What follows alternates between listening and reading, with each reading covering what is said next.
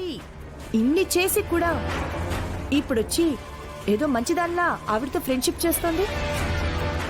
అది కూడా ప్లానేనమ్మా. మరి ఈ విషయాలన్నీ తెలిసి కూడా సుమలత గారితో ఎందుకు చెప్పలేదు? కాలేజ్లో డ్రగ్స్ పెట్టించింది ఈవిడే అన్న విషయం ఆ రోజే ఆవిడికి చెప్పేదానమ్మా.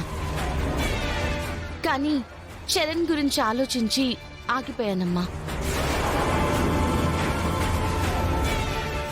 ఆ రోజు చరణ్ ఉన్న కోపంలో డ్రగ్స్ పెట్టించింది ఈవిడే అని తెలిస్తే ఆవేశంలో వెళ్ళి ఆవిడేమైనా చేసి ఎక్కడ జైలు పాలవుతాడేమో అన్న భయంతోనే చెప్పలేకపోయానమ్మా.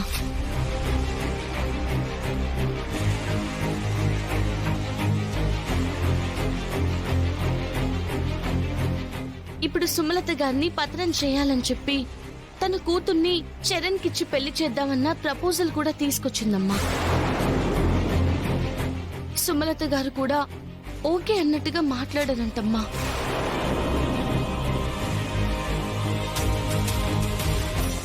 భువనాకి చరణ్ కి మ్యారేజా?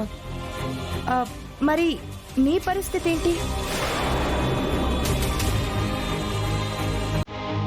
ఒకప్పుడు అక్షిత కారణంగా నువ్వు ఇబ్బంది పడ్డావు. చరణ్కి నీ ప్రేమ విషయం చెప్పలేని పరిస్థితుల్లో ఉండిపోయా. మళ్ళీ ఇప్పుడు అక్షిత ప్లేసులోకి ఈ భువన. ఇంకా ఆలస్యం చేయడం మంచిది కాదు పల్లవి. నువ్వు నీ ప్రేమ విషయం ఇంకా దాచిపెట్టడం కరెక్ట్ కాదు పల్లవి. భయపడకమ్మా. ఎంతమంది భువనలొచ్చినా నా ప్రేమని వదులుకునేదే లేదు.